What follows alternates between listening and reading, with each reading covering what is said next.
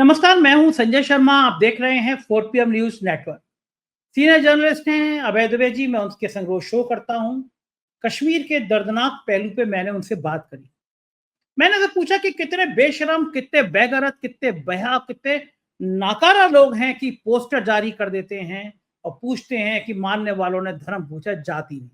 Bharatiya Janata party के छत्तीसगढ़ इकाई का पोस्टर। ऐसा लग रहा था कि हमले के कुछ ही मिनटों बाद या कुछ घंटे बाद ही पोस्टर जारी हो गया, जैसे पोस्टर बना के रखा गया। लाशों के महल बनाते हैं ये, उसके ऊपर सोते हैं ये नेता। मैंने अभय दुबे जी से पूछा कि ये जो 5 फैसले लिए गए हैं कि बॉर्डर बंद कर दो, वीजा रद्द कर दो, क्या पर्याप्त हैं? अभय दुबे जी का भी मानना है कि तत्काल कोई बड़ी सैन्य कार्रवाई नहीं की गई तो भारतीय जनता पार्टी सरकार की उल्टी गिनती शुरू हो जाएगी, क्योंकि बहुत बड़ी चूक है। कहा गया था 370 के बाद हाँ, परिंदा पर नहीं मारेगा, आतंकवाद खत्म कर दिया गया, तोड़ दिया गया है। कहाँ है डोभाल साहब? उरी में हमला हो जाता है, उनको पता नहीं होता है। पहलगाम में हमला हो जाता है, उनको पता नहीं होता है। क्या रहस्य था कि प्रधानमंत्री की 1 हफ्ते पहले यात्रा थी कश्मीर में, रद्द कर दी गई और फिर ये हमला हो गया? कुछ खेल था। कहाँ है पुलवामा के दोषी? पुलवामा कांड में 350 किलो आरडीएक्स कहां से आया था? कौन बताने वाला है? और कहाँ है वो डिप्टी एसपी जो पुलवामा के बाद पकड़ा गया था और डर था कि कोई बहुत बड़े राज खोल देगा? तमाम जरूर विषय पे बातचीत की अभय दुबे जी से। सांस रोक के पूरी बातचीत सुनिएगा, बहुत जबरदस्त बातचीत है। पहले चैनल को सब्सक्राइब करिए, ज्वाइन करिए। चलते हैं अभय दुबे जी के पास। 4 PM न्यूज नेटवर्क में स्वागत है अभय दुबे जी आपका। अगर हमने आज एक्स पर, ट्विटर पर सवाल पूछे सत्ता से, तो कुछ पत्रकार, गोदी मीडिया के पत्रकार कह रहे हैं कि यह समय नहीं है जब आप सरकार से सवाल पूछें। क्या वास्तव में यह समय नहीं है कि 2000 लोग थे वहां पे इकट्ठे थे, लेकिन पुलिस और सेना का कोई जवान नहीं था? प्रधानमंत्री का दौरा कुछ दिन पहले कैंसिल हुआ और संघ 5 जन का ट्वीट में देख रहा था, बाकी लोगों का ट्वीट देख रहा था। एक के बाद एक घटनाएं जोड़ रहे थे कि कुछ बड़ा होने वाला है। मुझे बड़ा अफसोस लगा कि 3 दिन पहले मैंने दुबई में एक शो किया था, रिकॉर्ड में पड़ा हुआ है कि 3 से 4 दिन पहले मैंने उसमें कहा था कि बक्स में जो फैसले आ रहे हैं, बल्कि आपके साथ ही शो था वो, मैंने आपसे ही कहा था ये बात कि अभय जी, ईश्वर करे ये ना हो, लेकिन कभी कभी ऐसा होता है जब सरकार घिर रही होती है तो एक बड़ी घटना होती है, गोदी मीडिया उन खबरों को दिखाने लगता है। मैंने आपके सामने 4 दिन पहले कहा था कि भगवान करे ये ना हो कि कोई बड़ी घटना हो जाए। देखिए, प्रधानमंत्री का दौरा क्यों कैंसिल हुआ था 4-5 दिन पहले? क्या कोई अलर्ट था? और अलर्ट था तब भी जिम्मेदारी क्यों तय नहीं की गई? आज देश ये जानना चाहता है। क्या जो 5 बड़े फैसले लिए गए हैं, बाघ अटारी, बॉर्डर बंद कर दिया, राजनयिक वापस बुला लिया, उच्चायोग बंद कर दिया, वीजा रद्द कर दिया, क्या ये पर्याप्त है? चूक कहाँ हुई? और अब क्या भारत जो काम कर रहा है इतना ही पर्याप्त है या फिर अब आर पार की बात होनी ही चाहिए? अभय जी। देखिए, जिस आतंकवादी संगठन टीआरएस ने इसकी जिम्मेदारी ली है, वो संगठन कुछ और नहीं है बल्कि वो लश्कर ए तैयबा का ही एक संस्करण है। अगर आप विशेषज्ञों से बातचीत करें तो वो साफ तौर पर बताते हैं। मैंने आज पूरे दिन कई विशेषज्ञों के साथ बातचीत की निजी तौर पे, तो उनका साफ कहना था कि इसमें और लश्कर ए तैयबा में कोई फर्क नहीं है। ये लश्कर ए तैयबा के ही एक हिस्से का दूसरा नाम है टीआरएफ। ये संगठन खास तौर से जब धारा 370 का 13A वाला हिस्सा था उसको हटाया गया, उसके बाद ही सक्रिय हुआ है संगठन। और भारत सरकार को पता है कि ये संगठन कश्मीर में सक्रिय है, वैली में सक्रिय, घाटी में सक्रिय है, ये पता है इसको। आतंकवादी जितने भी इस 370 35A के हटने के बाद जितनी भी घटनाएं हुई हैं, उन सब घटनाओं के पीछे इसी संगठन का हाथ है। यानी भारत का जो खुफिया तंत्र है और हमारे सुरक्षा बल हैं और पूरा जो मिलिट्री का बंदोबस्त है, वो 2020 से लेके अब तक, यानी 2019 से लेके अब तक, 370 का 35 से हटना है, इसके बाद से अब तक टीआरएफ का उन्मूलन नहीं कर पाया है। ये तो एक पहला तथ्य है। पहलगाम की घटना से ये स्पष्ट होता है कि टीआरएफ तब भी था, टीआरएफ 2020 में भी था, 21 में भी था, 22 में भी था, 23 में भी था, 24 में भी था और अब 25 में है। और उसने इस वक्त कश्मीर में आतंकवादी सबसे बड़े 3-4 जो हमले हुए हैं, उतना बड़ा एक हमला कर दिया है। ये तो इन लोगों को मानना पड़ेगा कि भाई भारत सरकार इस मामले में पूरी तरीके से नाकाम रही। जहां तक सवाल यह है कि क्या ये समय भारत सरकार से सवाल पूछने का है, मेरा कहना यह है कि हम भारत सरकार के साथ हैं। अभय कुमार दुबे और संजय शर्मा भारत सरकार के साथ हैं। जिस तरह राहुल गांधी भारत सरकार के साथ हैं, राहुल गांधी की गृह मंत्री से बातचीत हुई है, उसके बाद राहुल गांधी ने उनको, मेरी यहां तक जानकारी और समझ है, उन्होंने कहा इस पूरी घटना में पूरी तरह हम आपके साथ खड़े हुए, और हर व्यक्ति को खड़ा होना भी चाहिए, हर व्यक्ति को खड़ा होना भी चाहिए, लेकिन हम आलोचनात्मक, अपना इसमें आलोचनात्मक मानस स्थित नहीं कर देंगे, हम अपनी जो क्रिटिकल फैकल्टीज हैं उसको सस्पेंड नहीं कर देंगे उनको, हम घटनाओं का विश्लेषण करते रहेंगे। और आलोचना करना, निंदा करना नहीं होता है, आलोचना का मकसद, आलोचना का से फायदा ये होता है कि आगे और गलतियां नहीं होती हैं।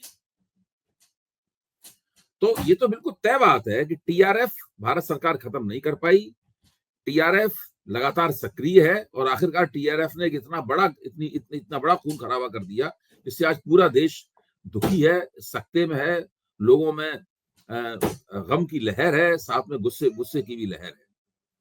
अच्छा, भारतीय जनता पार्टी के प्रवक्तागण जो हैं वो इस परिस्थिति का राजनीतिक लाभ उठाने की कोशिश कर रहे हैं। आप टीवी पे देख लीजिए किस तरह की भाषा का इस्तेमाल हो रहा है, क्या बातें कही जा रही हैं, वो इसका राजनीतिक लाभ उठाने की कोशिश कर रहे हैं। वो सोच रहे हैं कि सरकार के खिलाफ जो एंटी इनकम्बेंसी अभी तक जमा हुई है, इस घटना का लाभ उठाकर वो उस एंटी इनकम्बेंसी को बंद कर लें, तो इससे कोई फायदा नहीं होने वाला है। देखिए, सब कुछ इस बात पर निर्भर है कि सरकार जो पाकिस्तान के खिलाफ जो राजनयिक एक्शन किया है, जो डिप्लोमेटिक एक्शन किया है, इसके बाद क्या कदम उठाती है सरकार, ये देखने वाली बात है। इसको हम दो तरीके से देख सकते हैं। क्या ये जो डिप्लोमेटिक एक्शन है, ये संकेत है किसी बड़ी मिलिट्री कार्रवाई का? भाई, आप सरकार अगर डिप्लोमेटिक एक्शन पे ही रुक जाएगी तो उससे क्या फायदा होगा? न भारत को कोई फायदा होगा, न बीजेपी को फायदा होगा, न सरकार को फायदा होगा, किसी को कोई फायदा नहीं होगा। डिप्लोमेटिक एक्शन रोक देने से कश्मीर में आतंकवादी घटनाएं रुक जाएंगी, इसकी कोई गारंटी नहीं है। पाकिस्तान वहां पे कश्मीर में आतंकवादी भेजना जारी रखेगा। तो इसके बाद कौन सी मिलिट्री कार्रवाई होगी, उस मिलिट्री कार्रवाई का स्ट्रक्चर क्या होगा, उसका किरदार क्या होगा, मिलिट्री कार्रवाई कहां तक जाएगी? क्या भारत पीओके पे हमला कर देगा, पीओके को हस्तगत करने की कोशिश करेगा? क्या ऐसा करने की बजाय वहां जो आतंकवादी अड्डे हैं, उन आतंकवादी अड्डों को ही तहस नहस करने का काम करेगा? या कुछ लश्कर तैयबा के और टीआरएफ के जो कमांडर हैं उनकी शिनाख्त करके उन कमांडरों का उन्मूलन करेगा भारत? क्या करेगा भारत जो एलओसी है, लाइन ऑफ कंट्रोल है, उसको क्रॉस करेगा या नहीं करेगा? क्योंकि जब बालाकोट स्ट्राइक की गई तो एक राजनीतिक निर्णय लिया था भारत सरकार ने कि हम एलओसी को क्रॉस करेंगे। याद की जब कारगिल वार हुआ था, अटल बिहारी वाजपेयी निर्णय लिया था कि हम एलओसी क्रॉस नहीं करेंगे, हम एक निश्चित दायरे में ही युद्ध लड़ेंगे, एलओसी क्रॉस नहीं करेंगे। तो ये बहुत सी बातें हैं, ये धीरे धीरे करके हम लोगों के सामने आएंगी, तब पूरी तस्वीर साफ होगी। लेकिन ये जो तत्कालिक जो फैसले हैं, ये कितना मनोवैज्ञानिक असर डालेंगे पाकिस्तान को? क्या ये ऐसे फैसले हैं जिससे पाकिस्तान बैकफुट पे आएगा, पाकिस्तान डरेगा?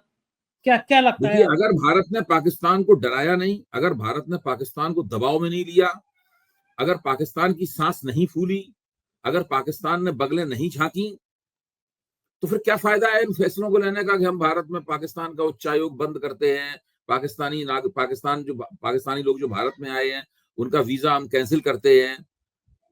फिर इन बातों का फायदा क्या है? हमने सिंधु जो वाटर ट्रीटी है, उस वाटर ट्रीटी को हम खारिज करते हैं, इन सब बातों करने का फायदा क्या होगा?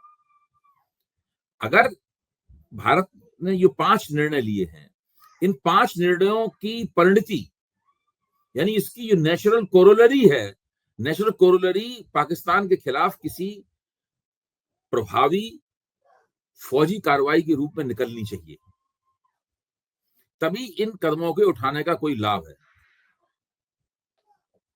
अबे जी, अगर एक कोई फौजी कार्रवाई होती है, उसका सीधा सीधा सबसे बड़ा असर आर्थिक व्यापार पे पड़ता है, आर्थिक ढांचा गड़बड़ाता है, क्योंकि अब वो फौजी कार्रवाई छोटी मोटी कार्रवाई तो होती नहीं है। अगर मान लीजिए कोई छोटा युद्ध भी हो गया तो देश आर्थिक रूप से 3 साल 4 साल 5 साल पीछे चला जाता है। क्या भारत के जो आर्थिक ढांचा है इस समय, क्या वो इस लायक है कि हम एक फौजी कार्रवाई का सामना कर सकें? आपने बहुत सही जगह अपनी उंगली रखी है। देखिए, रूस ने यूक्रेन के ऊपर हमला किया था, मुझे याद है तब हम सब लोग कह रहे थे कि 3-4 दिन की बात है, यूक्रेन पे कब्जा कर लेगा रूस। आज तक पूरी तरीके से कब्जा नहीं कर पाया। रूस का दावा है कि उसने अपने कुछ लक्ष्यों की पूर्ति कर ली है, लेकिन मुख्य तौर पर युद्ध अभी भी जारी है। दुनिया का एक बहुत बड़ा हिस्सा जो है यूक्रेन के पक्ष में खड़ा हो गया, उसकी मदद करने लगा, और रूस अभी तक यूक्रेन में लड़ रहा है। बहुत सारे युद्ध जो आप सोच के चलते हैं कि आप एक हफ्ते के अंदर, 3 दिन के अंदर जीत लेंगे, एक हफ्ते के अंदर जीत लेंगे, पता लगा उनको जीतने में आप फंस जाते हैं, वहां जाकर बुरी तरीके से फंस जाते हैं। जिस तरह एक जमाने में सोवियत संघ अफगानिस्तान में फंस गया था, जिस तरह एक जमाने में अमेरिका वियतनाम में फंस गया था, जिस तरह आज रूस यूक्रेन में फंसा हुआ है, मतलब ये खतरा इन लोगों के सामने है। दूसरा, भारतीय अर्थव्यवस्था इस हालत में नहीं है कि एक पूरे युद्ध का बोझ उठा पाए। ये बात आपकी 100% सही है, 100 नहीं 200% सही है। ये बात सही है कि पाकिस्तान की सेना हमसे कमजोर है। हम झगड़ा हुआ तो हमारा हाथ भारी रहेगा, हम पाकिस्तान को अच्छा सबक सिखाएंगे, नाक तोड़ देंगे पाकिस्तान की, ये बिल्कुल तय बात है। मुझे इसमें पक्का यकीन है, पाकिस्तान की नाक तोड़ दी जाएगी। लेकिन पाकिस्तान की नाक तोड़ने के चक्कर में भारत अपना आर्थिक आधार तोड़ देगा। पाकिस्तान के साथ हमारा कोई व्यापार वगैरह नहीं, उसमें कोई दिक्कत नहीं आएगी, लेकिन कुल मिलाकर भारत की अर्थव्यवस्था की प्राथमिकताएं युद्ध के सपोर्ट की तरफ मुड़ जाएंगी। युद्ध एक ऐसा दानव है जो बहुत बड़ा मुंह खोलता है, उसमें बहुत ज्यादा खाना डालना पड़ता है और दूसरों को भूखा रहना पड़ता है और युद्ध का पेट भरने के लिए। देखिए, चीन एकमात्र ऐसी अर्थव्यवस्था है इस वक्त दुनिया की जो किसी युद्ध का बोझ उठा सकती है। दूसरी अर्थव्यवस्था अमेरिका है। अमेरिका और चीन को छोड़कर दुनिया की अर्थव्यवस्थाएं आज इस हालत में नहीं है कि युद्धों का बोझ उठा सकें। भारत में भी दिक्कत है, पाकिस्तान तो बिल्कुल इस हालत में। तो ये सब बहुत बड़ी, इसीलिए मैं कह रहा हूं कि एक पूरा युद्ध पाकिस्तान के खिलाफ करने की बजाय भारतीय सेनाएं जाएं और पीओके पे कब्जा कर लें, ये करने की बजाय इनको अपने दूसरे विकल्पों पर गौर करना पड़ेगा कि पाकिस्तान को सबक भी सिखाया जाए और भारत पूरी तरीके से बड़े युद्ध में भी न फंसे। अच्छा, वो सबक सिखाने के तरीके बहुत अच्छे हैं अभय जी। कैसे सबक सिखाया गया कि भारत पाकिस्तान के संग मैच नहीं खेलेगा, भारत की टीम पाकिस्तान में मैच नहीं खेलेगी, पाकिस्तान की टीम भारत में मैच नहीं खेलेगी। लेकिन मामला अमित शाह के बेटे से जुड़ा हुआ है। क्रिकेट में तो अरबों रुपए आते हैं और भारत दुबई में मैच होगा, दुबई में दोनों खेल लेंगे जाके। तो ये सांप भी मर गया और रस्सी भी नहीं टूटे, मतलब एक दूसरे के देश में नहीं जाएंगे, दुबई में जाके दोनों खेल लेंगे। प्रधानमंत्री जी विदेश से आएंगे, जहाज उतार लेंगे, हैप्पी बर्थडे नवाज शरीफ कर लेंगे, बदले में उरी दे देंगे, वो लोग हम पे आतंकवादी हमला कर देंगे। तो ये मिली जुली जो सॉफ्ट प्रतिक्रिया है कि लोग अभी गुस्से में हैं, गुस्से के लिए 5 बड़े फैसले दिखा दो, फिर भूल जाएंगे लोग, बिहार में चुनाव भी निकल जाएंगे। ये कि अब स्थिति इस प्रकार की है, अगर आप यही 5 फैसले करके रह गए और आपने जल्दी ही एक राजनीतिक निर्णय लेकर सेना को कोई आदेश नहीं दिया कुछ करने का, तो इस सरकार की साख रसातल में चली जाएगी। ये मत समझिए कि 5 फैसलों से लोग संतुष्ट हो जाएंगे। स्थिति बहुत खराब हो गई है।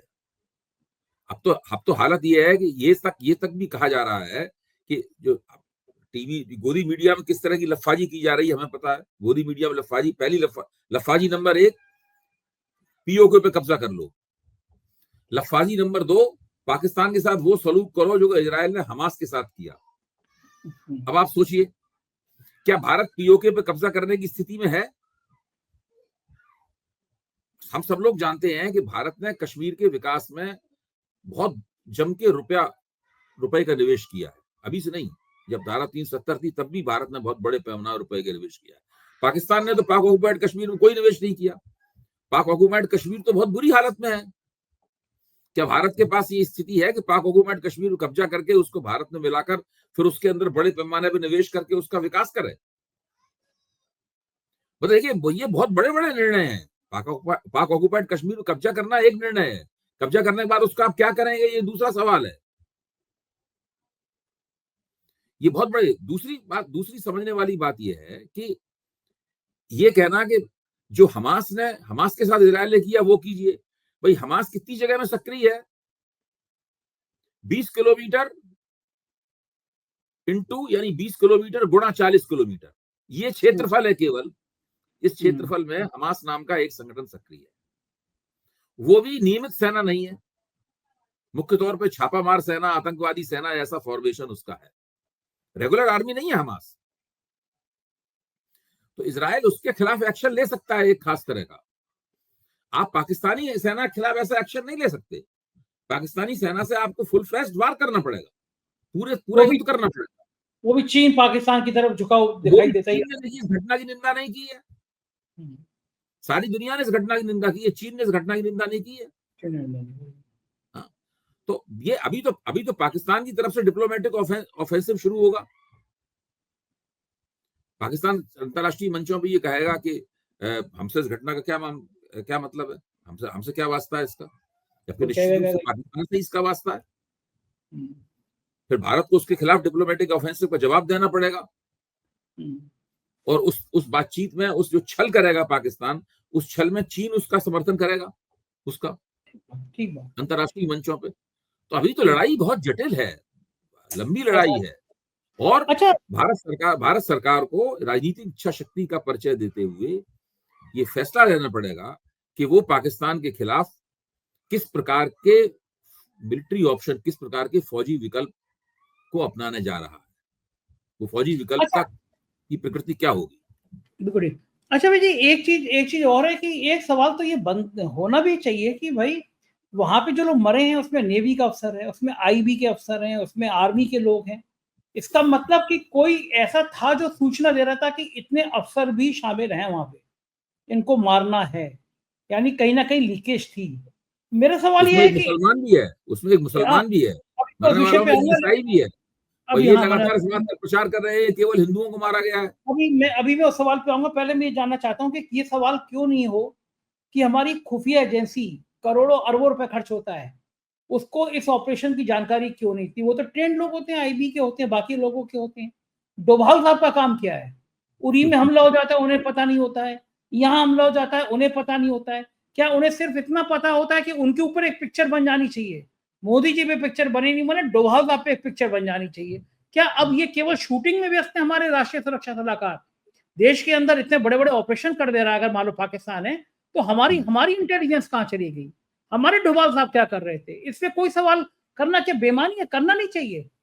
देखिए, मेरी अपने समझ तो ये है, मेरे दिमाग पे छवि ये है कि भारत का जो इंटेलिजेंस ब्यूरो है, जिसको हिंदी में विचित्र किस्म के ट्रांसलेशन में आसूचना ब्यूरो बोला जाता है, आसूचना ब्यूरो, जो इंटेलिजेंस ब्यूरो है और रिसर्च एनालिसिस विंग है, ये कोई बहुत सक्षम किस्म की संस्थाएं नहीं।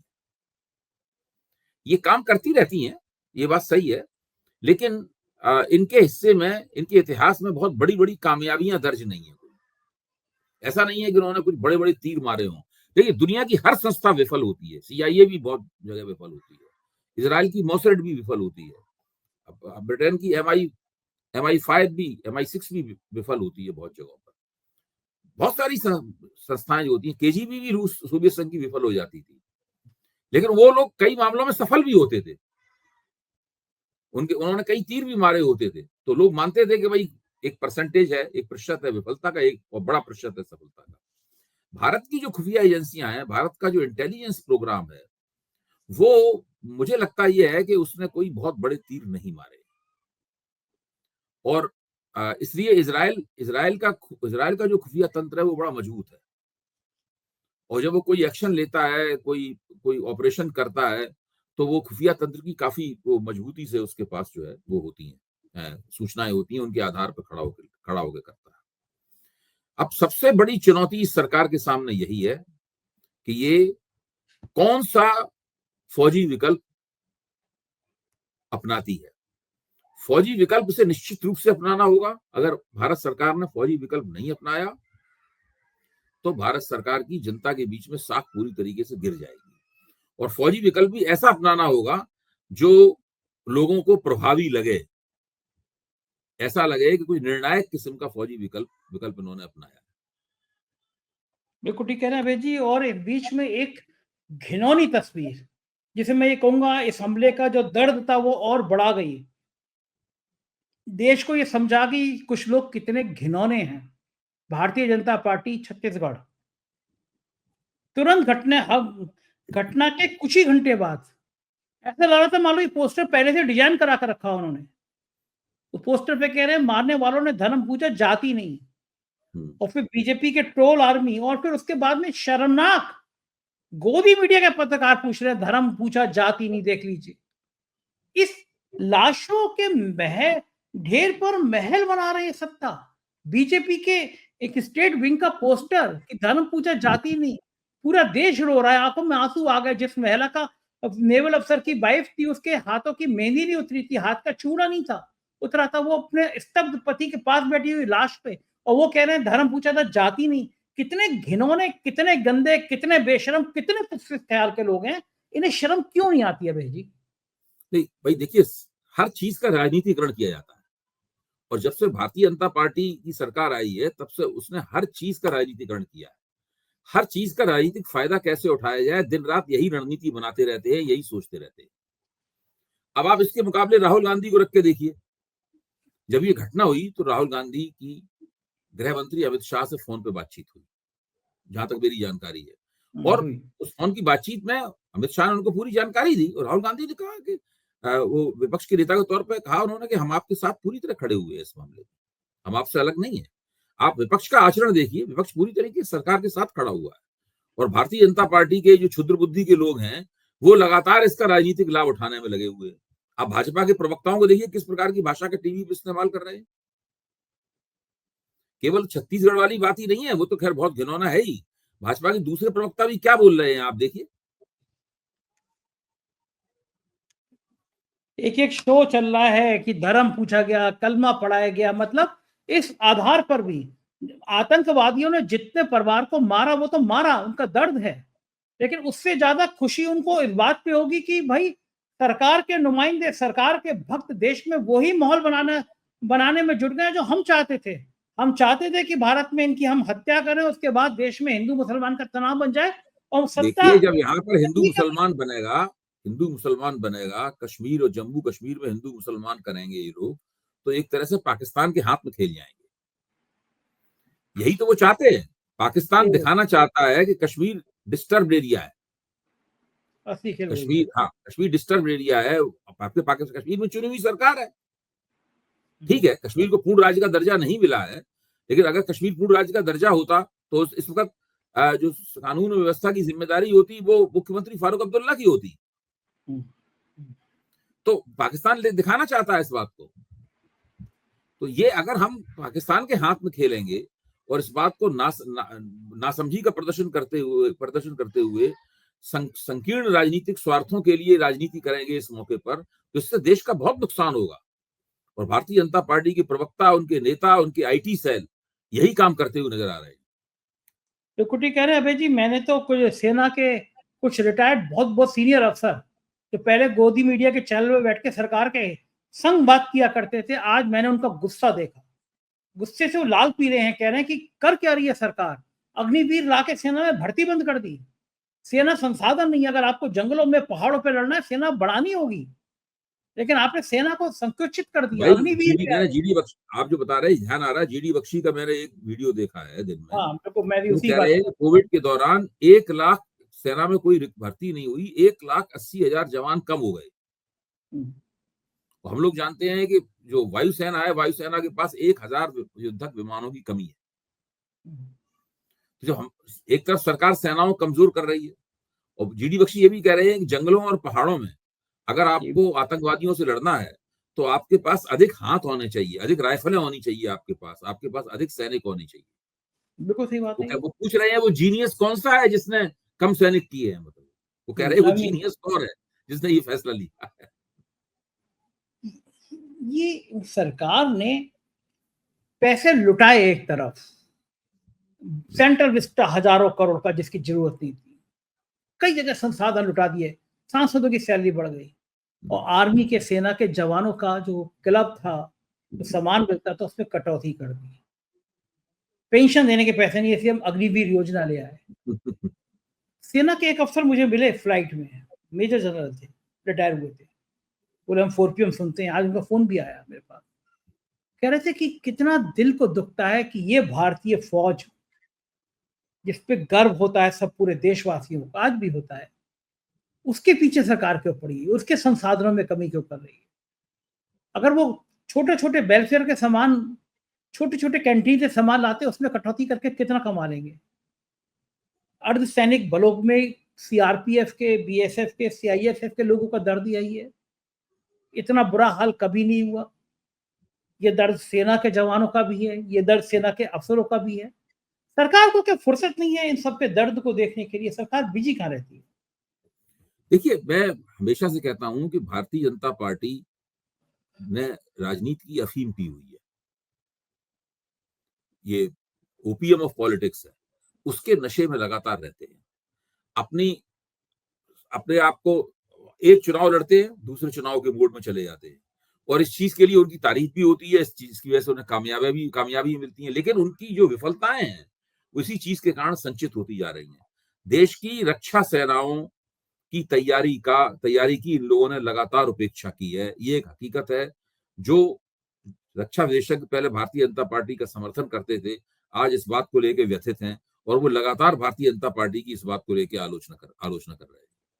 अग्निवीर एक इस तरह की घटना है, जिस तरह से थल सेना को कमजोर किया है, वायुसेना कमजोर पड़ी हुई है आपकी नेवी के पास पूरी तरह से वो सब बातें, वो सब हरबे हथियार नहीं है जिसकी नेवी को जरूरत है। ऐसी स्थिति, और आपका जो खुफिया तंत्र है, जो आईबी है, जो रिसर्च एनालिसिस विंग है, वो भी दुनिया के दूसरे देशों के मुकाबले उसकी भी हालत उतनी अच्छी नहीं है जितनी होनी चाहिए। तो इस परिस्थिति में इन सबको गौर करना चाहिए। मोदी जी को चाहिए कि अपनी प्राथमिकताओं को थोड़ा बदलें। आजकल वैसे भी मोदी जी रोजमर्रा के प्रशासन पर ध्यान नहीं दे रहे हैं। वो मुख्य तौर पर विदेश मंत्री जैसे हो गए हैं, भारत के एक स्पेशल विदेश मंत्री जैसे हो गए हैं। दो विदेश मंत्री हैं इस वक्त भारत में। एक विदेश मंत्री है जयशंकर, दूसरे विदेश मंत्री हैं नरेंद्र मोदी। ये स्थिति है। बाकी और किसी बात पर ध्यान देते ही नहीं है मोदी जी। बाकी तो हिंदू मुसलमान हो ही जाएगा। बाकी ये स्थिति बड़ी अफसोसनाक है और इसका इस देश को नुकसान हो रहा है। और आज की स्थिति में अगर एक हफ्ते के अंदर या हद से हद 15 दिन के अंदर ये सरकार कुछ ठोस कदम उठाते हुए नहीं दिखी, तो आप समझ लीजिए कि सरकार की उल्टी गिनती शुरू हो जाएगी। बहुत बहुत शुक्रिया अभय जी, जो आपने मुझसे बातचीत करी, मुझे समय दिया। धन्यवाद। ये थे अभय दुबे जी और मुझको यकीन है बातचीत आपको पसंद आई होगी। बहुत दर्द भरी बातचीत थी, लेकिन बातचीत तो जरूरी थी। अपने कमेंट से मुझे अवगत कराइएगा। शुक्रिया, थैंक यू।